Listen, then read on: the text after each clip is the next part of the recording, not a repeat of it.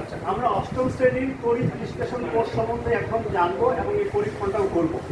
অষ্টম শ্রেণীর তড়িৎ বিশ্লেষণ কোর্সে যে জিনিসটা আছে সেটা হচ্ছে সোডিয়াম ক্লোরাইডের তড়িৎ বিশ্লেষণ এবং কী কী উৎপন্ন হয় সেগুলো আমরা দেখব।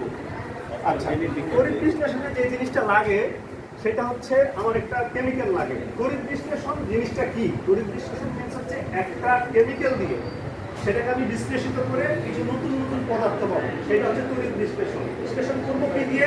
সেটা হচ্ছে বিদ্যুৎ দিয়ে। এই জন্য আমরা বলতে পারবো বিদ্যুৎ দিয়ে কেমিক্যালের বিশ্লেষণ, এটা হচ্ছে তড়িৎ বিশ্লেষণ। আচ্ছা, এখন আমরা তড়িৎ বিশ্লেষণে যে জিনিসটা লাগে, একটা ব্যাটারি লাগে। ব্যাটারির দুইটা প্রান্ত থাকে, একটা ধনাত্মক প্রান্ত, একটা ঋণাত্মক প্রান্ত। আর আমার একটা দুইটা দ্বন্দ্ব লাগে। দুইটা দ্বন্দ্বে যেটা ধনাত্মক প্রান্তের সাথে যুক্ত থাকবে সেটাকে অ্যানোড বলি আমরা, এটা হচ্ছে অ্যানোড। আর যেটা ঋণাত্মক প্রান্তের সাথে যুক্ত থাকে সেটা হচ্ছে ক্যাথোড, এটাকে আমরা ক্যাথোড বলি। আচ্ছা, এখন আমরা যেটা করব সেটা হচ্ছে সোডিয়াম ক্লোরাইডের তড়িৎ বিশ্লেষণ করব। সোডিয়াম ক্লোরাইডের তড়িৎ বিশ্লেষণ যে জিনিসটা হবে, সোডিয়াম ক্লোরাইড এটা সলিড অবস্থা, কঠিন অবস্থায় বিদ্যুৎ পরিবহন করে না। কঠিন অবস্থায় বিদ্যুৎ পরিবহন না করার কারণ হচ্ছে সোডিয়াম ক্লোরাইড যখন কঠিন অবস্থায় থাকে তখন একসাথে থাকে সোডিয়াম এবং ক্লোরিন আয়ন। সোডিয়াম এবং ক্লোরিন যখন একসাথে থাকে তখন সোডিয়ামের একটা প্লাস, ক্লোরিনের একটা মাইনাস, দুইটা মিলে চার্জ হচ্ছে নিউট্রাল হয়ে যায়। নিউট্রাল হয়ে গেলে তখন আর বিদ্যুৎ পরিবহন করে না। বিদ্যুৎ পরিবহনের শর্তই হচ্ছে যে ওখানে চার্জ থাকতে হবে। তো এই চার্জটাকে আমরা সেপারেট করে দিতে পারি। এই চার্জটা হচ্ছে আমি যখন এটা পানি দিব, পানি দিলে তখন সোডিয়াম ক্লোরাইড বিশ্লেষিত হয়ে যাবে। সোডিয়াম প্লাস হবে, ক্লোরিন মাইনাস হবে। যখন সোডিয়াম প্লাস হইলো তখন ওইটা হচ্ছে ক্যাটায়ন হইলো, আর ক্লোরিন মাইনাস হইলো এটা অ্যানায়ন হইলো। এগুলো ইন্ডিভিজুয়াল চার্জ হিসেবে থাকতেছে, এগুলো দিয়ে আমরা বিদ্যুৎ পরিবহন করাইতে পারবো বা এগুলোতে বিদ্যুৎ যাবে। আচ্ছা,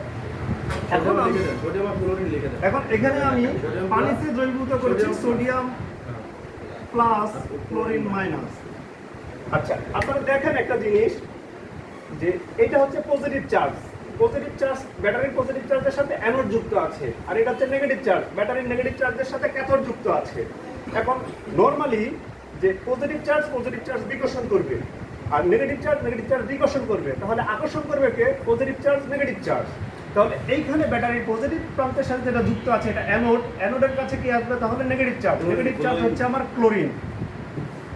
ঠিক একইভাবে আমরা বলতে পারি যে সোডিয়াম যাবে ক্যাথোডে, যেহেতু ক্যাথোড নেগেটিভ আর সোডিয়াম পজিটিভ।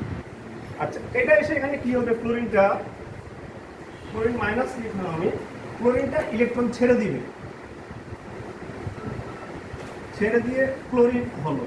এরপরে এই দুইটা ক্লোরিন মিলে এক লাইনেও লেখা যাইতো, এই দুইটা ক্লোরিন মিলে ক্লোরিন গ্যাস হলো। দুইটা ক্লোরিন মিলে ক্লোরিন গ্যাস হলো, Cl। ক্লোরিন শুধু থাকলো না কি জন্য এটা বলে দেন? শুধু ক্লোরিন থাকতেছে না। ক্লোরিন আমরা জানি যেগুলা মানে যেগুলো হচ্ছে আমার নিষ্ক্রিয় পরমাণু বাদ দিয়ে অন্যান্য যে অধাতুগুলো আছে এগুলো বেশিরভাগ দ্বিপরমাণু অবস্থায় থাকে।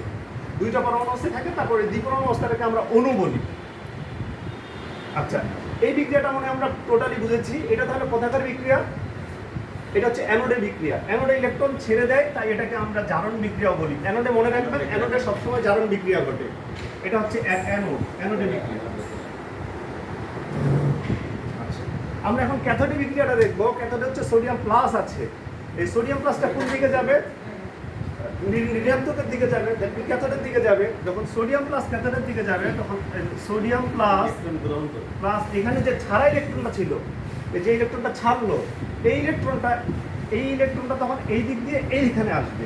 তখন কি হবে? তখন হচ্ছে ওই ইলেকট্রনটা সোডিয়াম গ্রহণ করবে। সোডিয়াম গ্রহণ করে সোডিয়াম মেটালে পরিণত হবে। আচ্ছা, এই সোডিয়াম মেটালটা তখন আবার পানির সাথে বিক্রিয়া করে এখানে হচ্ছে সোডিয়াম হাইড্রোক্সাইড আর হাইড্রোজেন গ্যাস তৈরি করবে। এটা হচ্ছে আমাদের খুব নর্মাল একটা আলোচনা। এরপরে এটা অবশ্য আরো ভিন্নভাবে ব্যাখ্যা করা যায়, এখানে প্লাটিনাম দিয়া, ঘনত্ব বেশি দিয়া, ওটা আরো ডিটেলস আলোচনা, ওটা আমরা পরবর্তী ক্লাসে করবো। ধন্যবাদ।